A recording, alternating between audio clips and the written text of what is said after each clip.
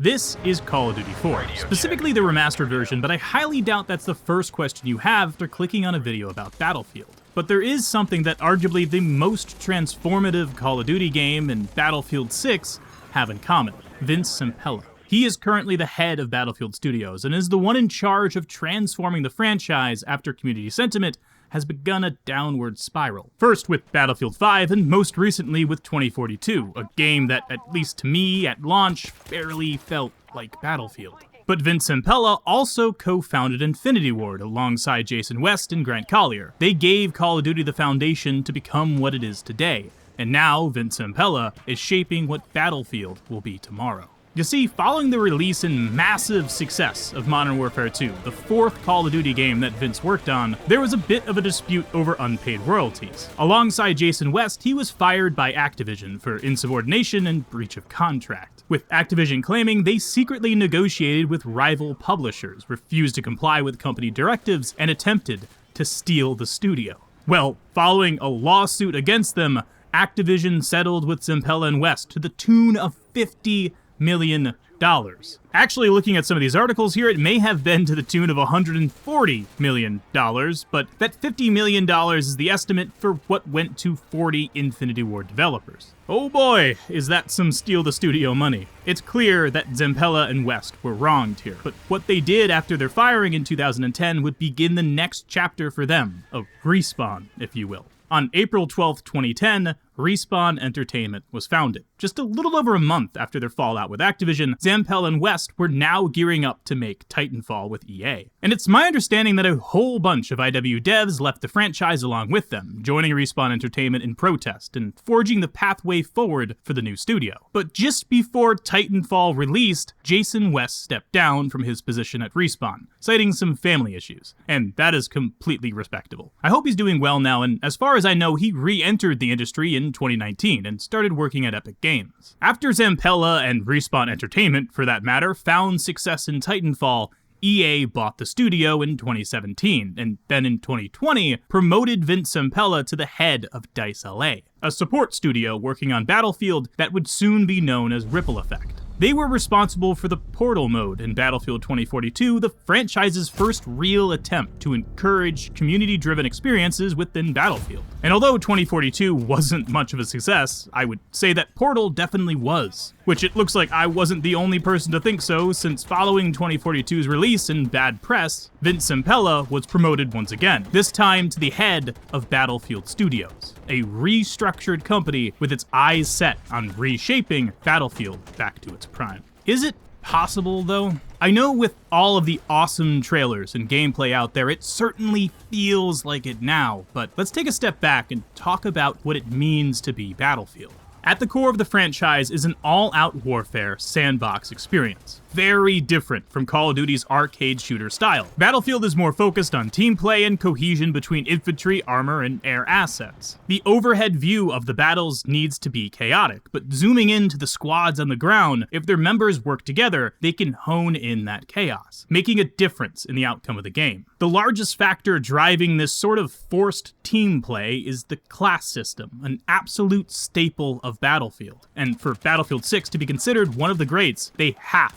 to get this right. For those who somehow don't know, in Battlefield, the player selects between one of 4 classes. They have changed since I started playing the game back in Bad Company 2, but currently we have Assault, Engineer, Support, and Recon, each one having their own role on the battlefield. And the necessary interaction between these roles is what defines the core of this franchise. Battlefield 2042 introduced specialists, giving focus to the individual instead of the class as a whole and pulling the system further away from its identity. It took another step even by unlocking the weapons, allowing someone with a recon kit to run and gun with an SMG instead of being bound to the sniper rifle. In my opinion, this degraded the core pillars of the game and made team play an afterthought. In Battlefield 4, though, a recon kit could actually run and gun if they wanted to. Each class was allowed to choose from sort of intermediary weapon categories. While sniper rifles were still the center of the recon class, the carbines and DMRs were available. This felt like an attempt to give the player agency over their own playstyle within a given class, but if there aren't any barriers locking them into their decision to choose recon, then the meaning of the class system will fall. Obviously, I'm using recon as an example here, but the purpose of it is to provide intel for its team and pick off enemies with precision. This role is defined by its weaponry, but even more so by its gadgets. It's the interplay of the two that solidify a given class's playstyle. Engineer, for instance, is all about armor, killing enemy vehicles with RPGs and repairing friendly armor with their tools. The weapons this class have are typically submachine guns, forcing the player to get up close and personal if they want to frag out, and giving them a good weapon to use after moving up close enough to kill the enemy tank. If the engineer had a sniper rifle, this gameplay loop would be completely broken. In short, engineers having access to the weapons from the assault class wouldn't be much of an issue, but if they have access to the sniper rifles from the recon class, it's a different story. I think there's a middle ground somewhere here, but full-on open weapons doesn't seem to be it. And with this first open beta weekend for Battlefield 6, we can all try out both systems, and I would love to hear your opinions down below.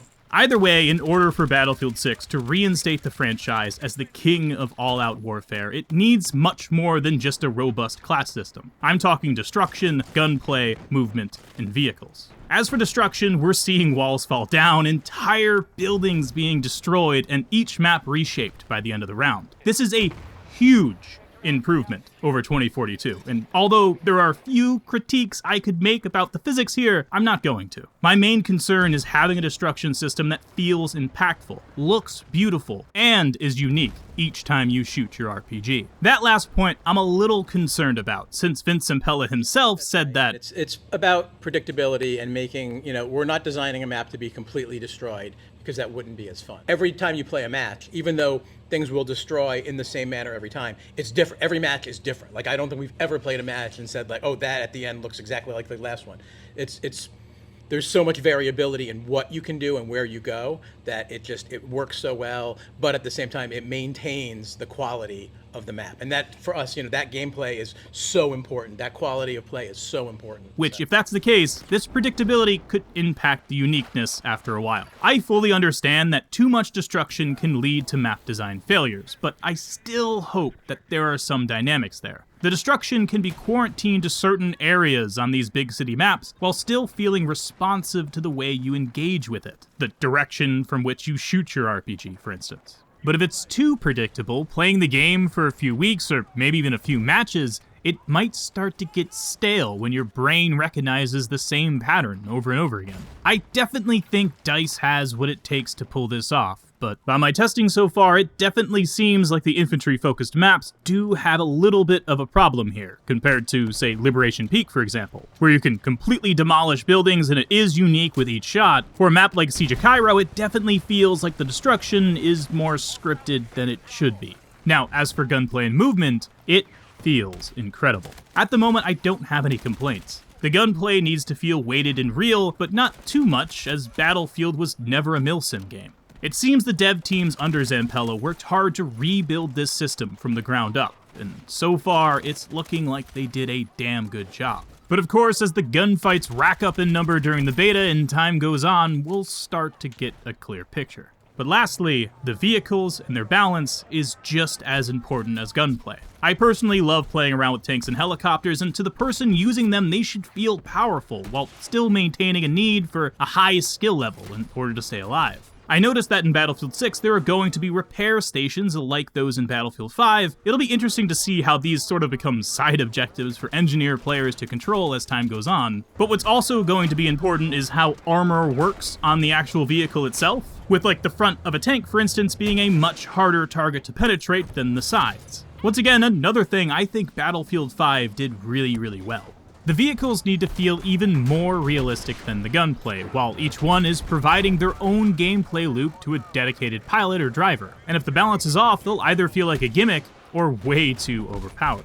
And the last thing I want to talk about as far as the core gameplay is concerned are the maps. which it looks like we're going to be getting 9 of them on launch. However, we only have access to 3 of them in the beta. And out of those 3 maps, only 1 of them is really an all-out warfare experience. The other 2 are much more infantry-focused. And don't get me wrong, we need the Operation Lockers of the world. But for a Battlefield game to really feel like Battlefield, you'd need more elements in that sandbox. And on top of that, this Liberation Peak map doesn't really feel like a great Conquest map either. I mean, it's very good for Breakthrough, it's much longer than it is wide, and that just works really well for that mode. But it definitely leaves me wanting more for Conquest, and I guess we'll have to wait and see until we get more info about these other maps, because there's some here that I'm sure will fit the bill, but I'm a little bit worried at the moment that Battlefield 6 is catering towards that meat grinder-like playstyle instead of all-out warfare. There needs to be a good mix of both. But after all that, after these devs work their ass off building, scripting, and polishing this game for release, they still have one major hurdle that, if done incorrectly, could topple the whole thing down. Since the golden age of games like Call of Duty and Battlefield, the gaming industry has changed a lot. Live service games have become the norm nowadays, and with Call of Duty partnering with the likes of American Dad and Beavis and Butthead, cosmetics are really getting out of hand. I can't lie, I'm just tired of it. Look, I want Call of Duty to do well. I don't mind Activision making money because after all, the more money they have, the more resources Treyarch and Infinity Ward will have to make content for us. The problem is, this new form of monetization is completely ruining how the game plays. If this happens with Battlefield 6 too, I'm gonna stop playing it. It's that simple. Thankfully though, at least judging by an interview with design director Shashank Uchil, the devs seem to understand this. He said that the skins have to be grounded. That is what Battlefield 3 and Battlefield 4 was. It was all soldiers on the ground. And man oh man, does it feel good to hear this. Only time will tell though if it stays this way. After all, back in Modern Warfare 2019, the cosmetics were pretty grounded, even having cameos from real-life operators make it into the game instead of things like Seth Rogen. Or Nicki Minaj, which I just have to give Uchil credit for that call-out. Working at EA right now is a man named Byron Beede. And like how Vince Zampella had part in the initial foundation of Call of Duty, Byron, much later on, was responsible for the live service model that Modern Warfare 2019 used, and worked at Activision from 2017 to 2021. There is a chance that these 2 key players create the